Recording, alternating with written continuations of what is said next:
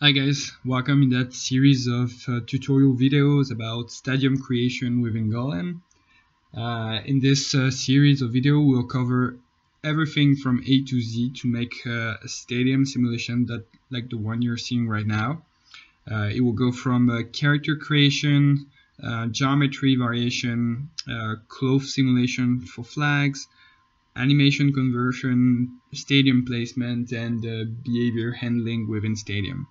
So it will cover every topic, and hopefully at the end they will let you create a nice and a great crowd simulation for stadium. Actually, if you plan to use the Golaem Character Pack, which is a pack of ready-to-use characters and motions, or if you prefer to first check the simulation part, you can directly watch the third video tutorial, else you can just stay here. So let's start with the first part, in which we will cover how to convert a Maya character as a Golem character.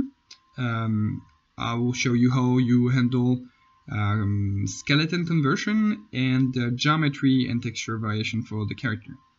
As you can see right now, I'm using Golem 6.2.4, and this is the character I'm going to play with. So this is like a Maya character, pretty regular. It has a couple of geometry here. If we take a look at the different parts of geometry, there are some body meshes here. There are some torso undercoat parts, which can be either a t-shirt or a sweatshirt. So we would be able to make a geometry variation out of those two meshes. Within the pants section, there's also a long pant and short pants, and once again we'll be able to make a geometry variation out of this. Regarding the skeleton, it's pretty standard as well. It has a reference bone, which is here between the feet. Sorry, it's not mandatory. It's just the way that character has been created. It has a hip and a couple of legs, a spine on which are connected the arms. One tiny note before we started: the skeleton here, all the meshes there, they are skinned on that skeleton. So that's a very important part, which means if I move this bone here, that's gonna make the whole geometry move, and every bone here has segment scaled compensate set to false, which means if I scale that reference bone, it also scales the character. As long as those different constraints are respected, your character is actually ready to be converted into Golem. Oh, and one last thing, it's the skeleton is one piece of hierarchy, means that I can select one bone and that selects all the children, which correspond to all the bones of that character. Great. So to convert a Maya character as a Golem character, you can use the Golem Character Maker tool here. So let's open that tool. It will present you with an empty window right now where it's asking you to either load the character file, which we don't have yet, or load the skeleton from Maya. So this is what we're having right now. So I'm gonna select the root bone for my character, so the reference bone here, and I'm having that button here which allows me to load the selected skeleton. So I can process with that. Next step I want to make correct is I want to set up the detection mode correctly. So detection mode means how we're going to detect the T-pose of the character. So how we're going to detect that current posture here for that character. So there are different ways to detect the T-pose. The first one, the default one, is called joint orient. So joint orient means that we're going to read within each Maya bone here what's the value for the joint orient there. So that's one convenient method, or you can also search for the bind pose. So the bind pose means that we're going to read the Maya bind pose. And finally, if you don't have either joint orient or bind pose, you can just fetch the current values, which will be the current values you see right now within the viewport. So I'm pretty happy with the joint orient, so I'm going to stay with joint orient right now. Okay, and as soon as those are defined correctly, now I can process and create my skeleton.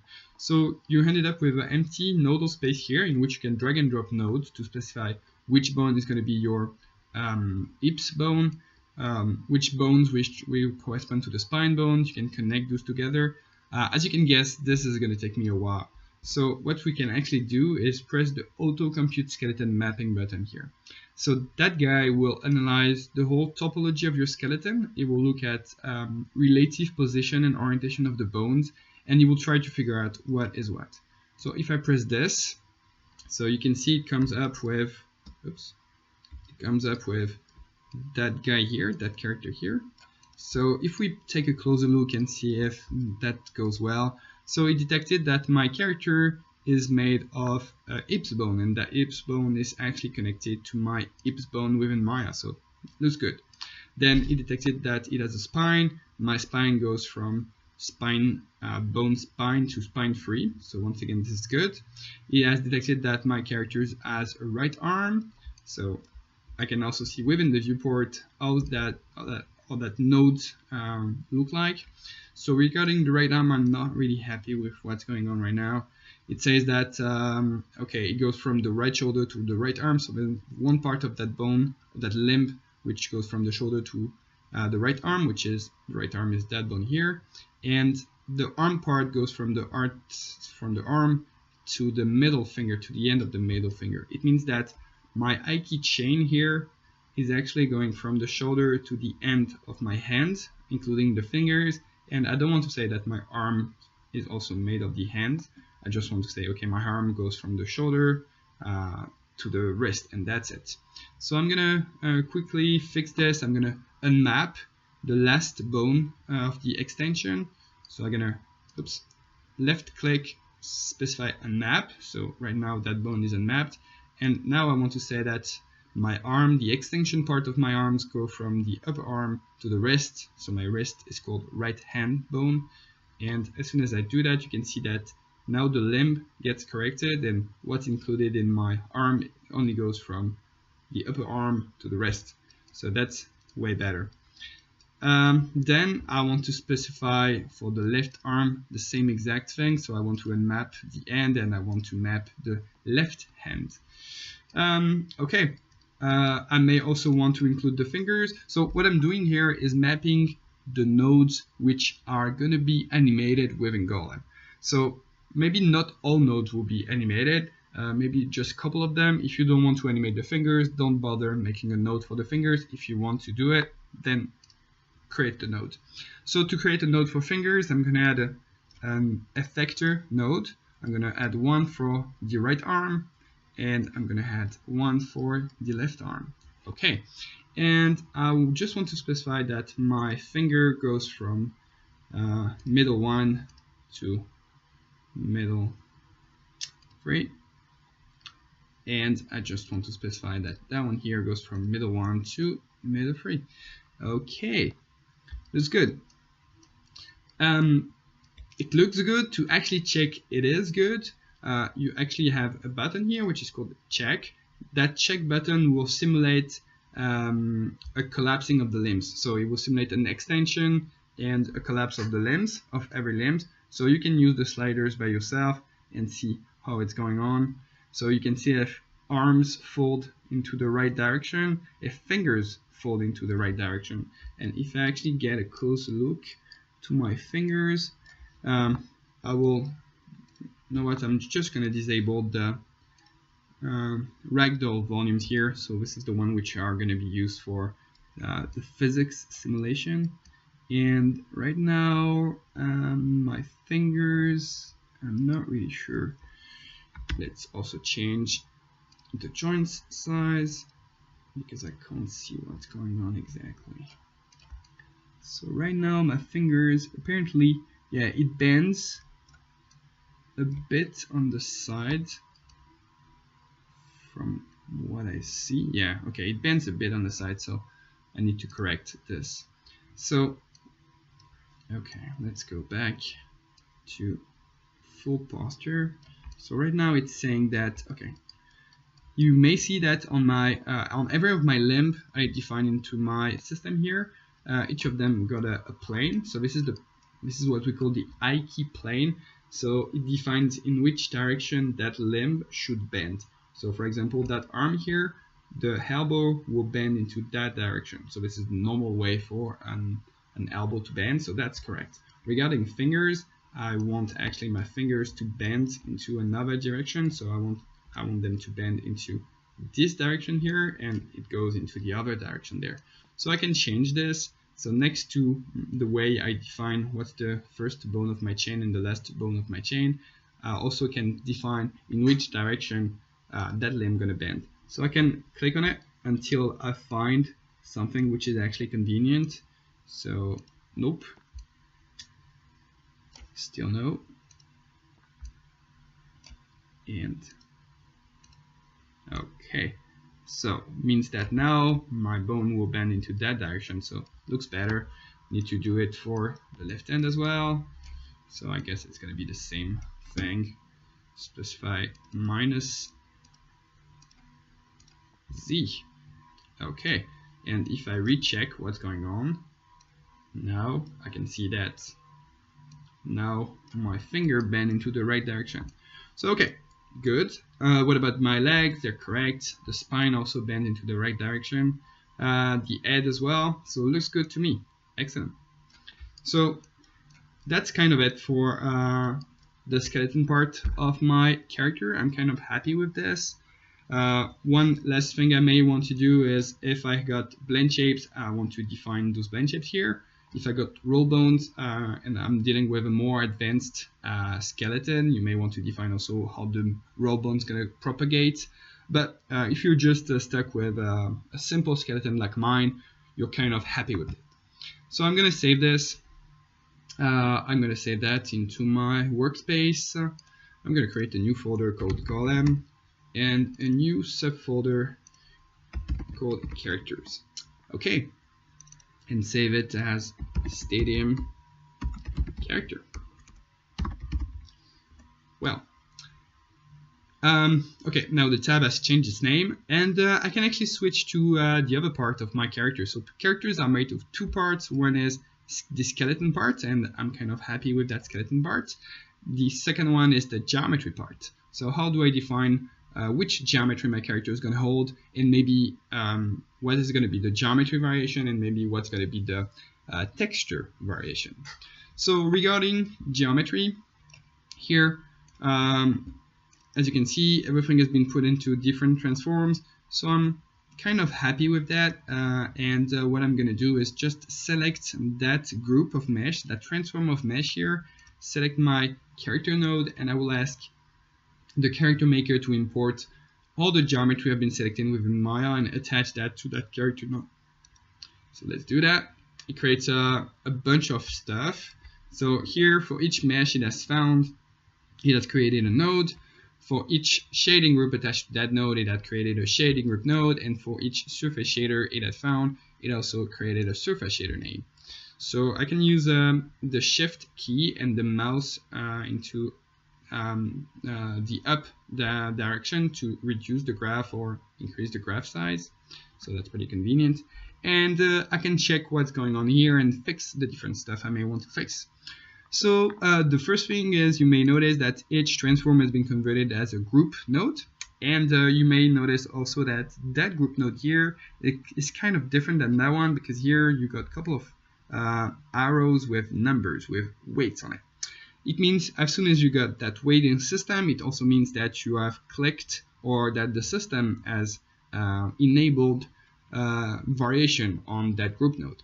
So right now it says that my character are going to be made either of a body, and the body is composed of all the mesh of the body, or it's composed of a head, which is composed of the air mesh, or it's going to be a torso undercoat, or it's going to be pants, or it's going to be a shoes, or it's going to be a flag. So right now the flags are not available, so let's remove that. So right now it means that my character are made either of one of those parts, and that's clearly not what we want. We want the characters to be hair, pants, t-shirts, and so on. So I'm going to remove that repartition and say, okay, my characters are made of all of those subgroups. Okay, but indeed I'm having some variation. Let's consider the torso, for example. The torso, they can be either a t-shirt or a sweatshirt. So here, that's clearly a variation I want to have. Second, then I want my characters to be Regarding pants, I want them to have either a long fold or a short fold. So once again, this is a variation that I want to have. So I'm gonna select variation here. Regarding shoes, I'm just having one type of shoes. Regarding hair, I'm just having one type of hair. Regarding body meshes, I'm just having those meshes here, which are regular. So now I'm kind of happy with that. Well, let's remove the flag stuff for now. We don't need it yet. Okay. What about now shading variation? Here I've defined some variation only for geometry. What about on my t-shirt? What about if I'm having multiple texture? How do I handle this? So here, that work has already been made while creating the look dev of the character. So if I take a look at the hypershade of that character, I can just maybe figure out how we made the t-shirt mesh, which the t-shirt shading, which is here. Okay. So please notice that right now the look dev of that character has been made using the Arnold rendering engine, but that works exactly the same if you're using other rendering engine, which are supported by Golem. So this is the shader, the surface shader, which is applied to the t-shirt mesh, which is within the scene. So this is the AI standard node, which is like the regular surface shader for Arnold. It has a color attribute which corresponds to the diffuse color of my mesh, and that diffuse color is actually connected to a switch. So the switch is a shader that we provide within Golem, which means if you install Golem and you just type switch here, you get the switch shader for Arnold, for V-Ray, for 3D Light. If you load RenderMan, or if you load Mentor Ray, you get shaders for RenderMan and Mentor Ray as well. And that switch shader just is a way to connect multiple textures here. So you can see it has 10 different entries going from 0 to 9. It has a selector value, and that selector value, based on that value, it will redirect on the texture, which means if all your characters select the texture 0, it will assign the shader which has the slot 0. So here what we've done is we just created a switch shader. We connected the out color to the diffuse color of the surface shader, and we connected different textures. So there's a cyan, blue cyan texture, there's a bicolor texture here, there's a black texture, and on the first slot there's another shader from Golem which is called HSL. So once again, if you type HSL here, you get the HSL for V-Ray, Redshift, 3D Light, and Arnold. So the one we used here is the HSL for Arnold. Put it here, and that HSL is exactly the same HSL you get from Photoshop. It allows you to change the hue, the saturation, and the lightness of the texture which is connected in. So here we're having a blue texture, a blue t-shirt texture, which is connected to the in color. And here we're having also a way to make variation on the hue. So it means that blue t-shirt, we're going to change the hue, and we may obtain yellow, red, green just by changing the hue of it. So how do we change that hue actually? So what we need to use here is some specific shaders from Arnold which are called AI user data. So AI user data are shaders which allow to read some data from the mesh. So it means that every time we're going to generate the t-shirt mesh, we may be able to attach some data on it. And those shaders are able to read that data on the mesh and apply it. It means that for every character, we can apply a different value, and that value can affect the same shader and provide a different color at the end. So if we take a look at that AI user data, it's a float type of AI user data shader, which means it returns a float value. So float value are value between something 0.000 to something 0.000. So they're not integer value, they're floating value. And what we just said is here, the attribute we want to read, the name of the attribute we want to read is called man_md_torso_t-shirt h. And by default, if you don't find it, the default value will be 0.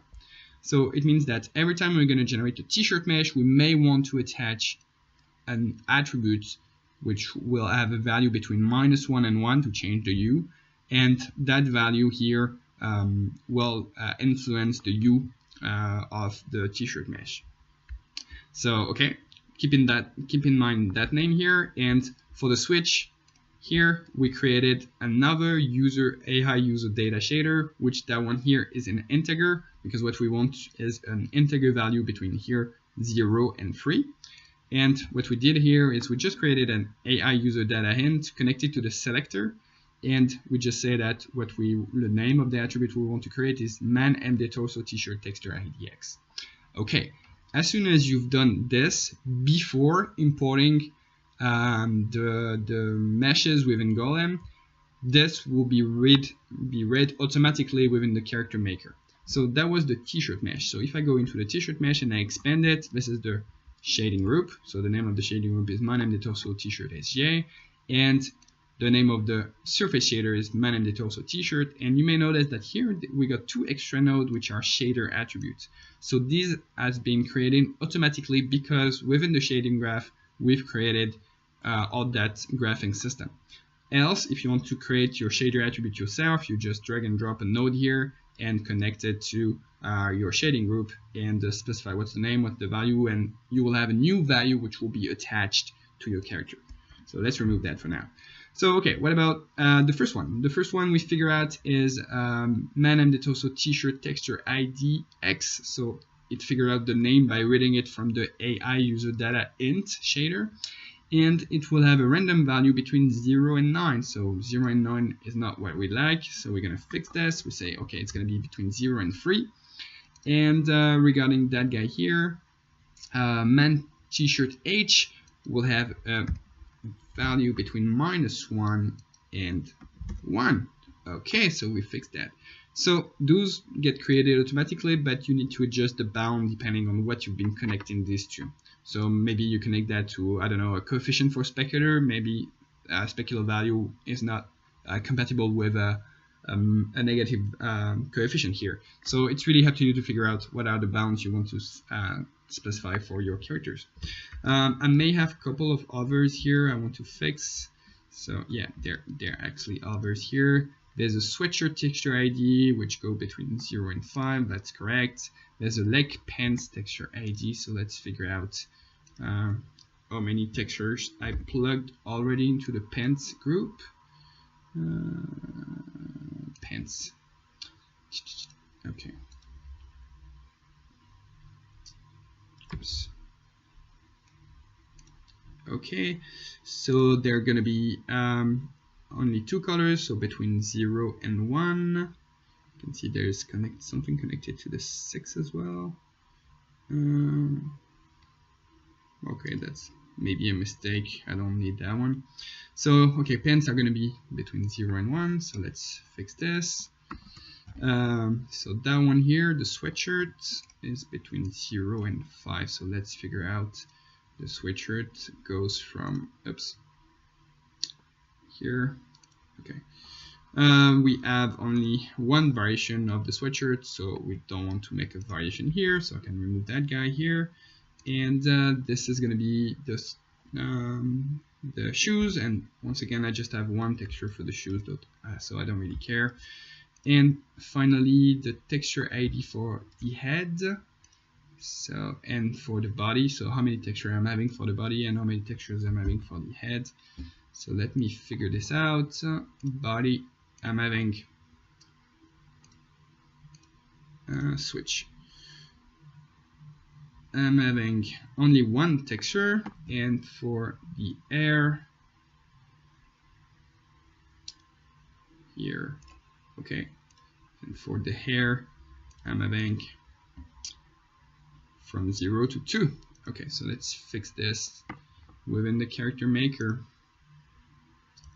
which is here.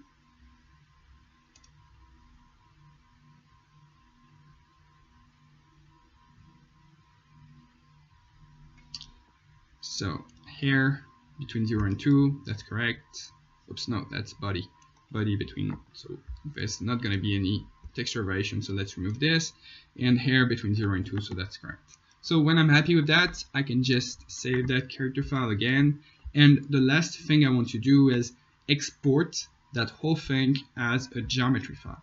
So just to explain why we do that exactly, that file here, the Golaem character file, will contain information about the skeleton. It will contain information about the geometry variation and the texture variation, but it does not contain the actual geometry here. Those are just names of the meshes or the surface shader that we will apply at render time or at simulation time. That file will not contain geometry, so we need to export that geometry as some extra external file. So if I go into the character node, I can export that geometry by pressing that button here. It will ask me if I want to use the Golaem geometry file format, which is really fast and pretty small to export, or if I want to use FBX, which has more support for non-standard bind poses. But here I know that character is being made correctly, so I'm going to use the GCG file, so the Golaem geometry file. And I'm going to export this within the same directory of my character file, so within Golaem characters, and I'm going to export this as stadium character file.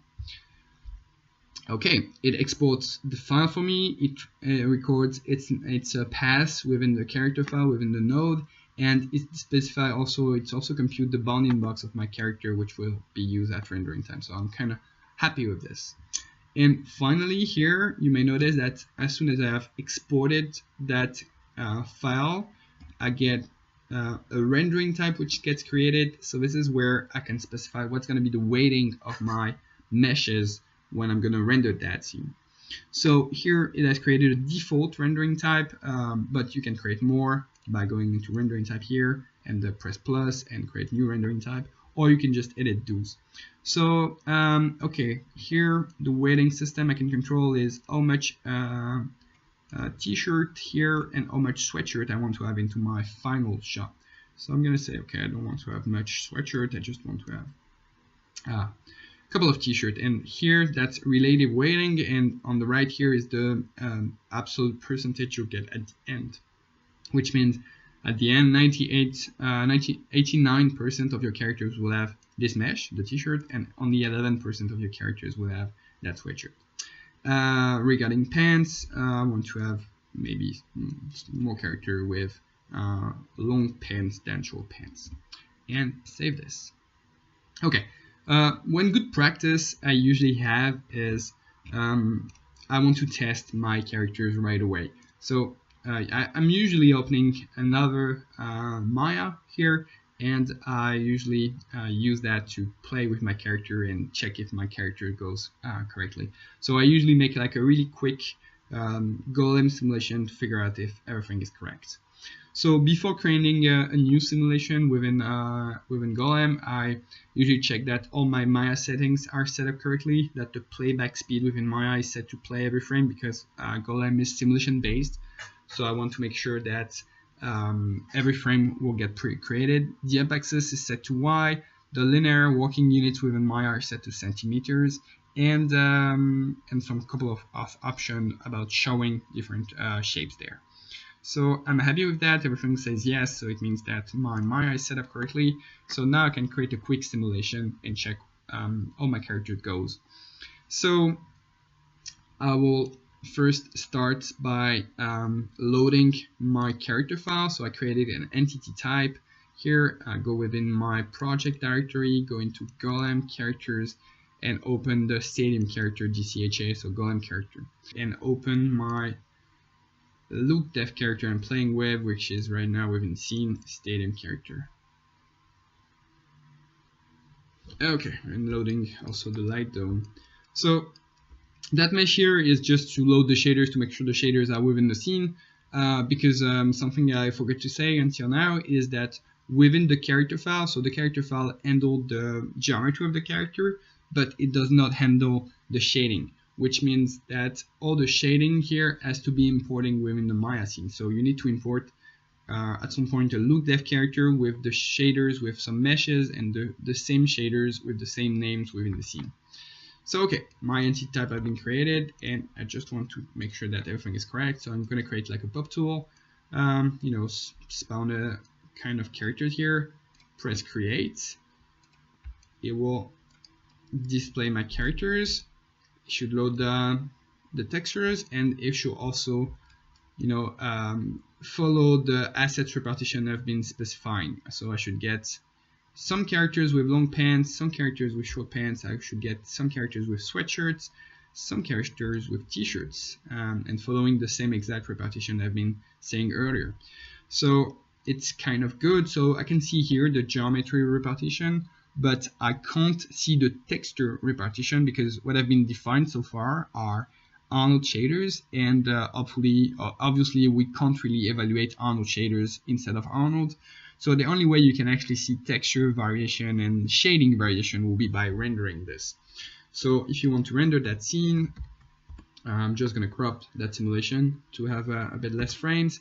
I'm going to save this as loop dev scene, so I can refer to that later. And I want to export this so I will be able to render it. So I'm exporting the scene quickly. Okay, I'm going to check that everything is fine for the rendering. So right now it's using Maya software, which is not the rendering engine I want to use. So I'll switch to Arnold. Let's check out that everything is proper. So I'm using Arnold 2 here, so that's why it says that it's not sure that M2A is supported, but I actually made the modification to support it. And regarding everything else, it looks okay, so I can just render straight away and figure out if everything works fine. So I should be able to see texture variation for the t-shirts, texture variation for the hair. I'm having also some variation for the pants, and I can check if everything goes properly. And apparently it does. You can see there are plenty of colors for the t-shirts. There are two different colors for the pants. There are different colors for the hairs. So it looks like my geometry variation works properly, and my shading variation works properly as well. Okay, excellent. So now let's jump to the second part, which is converting motions now for my stadium.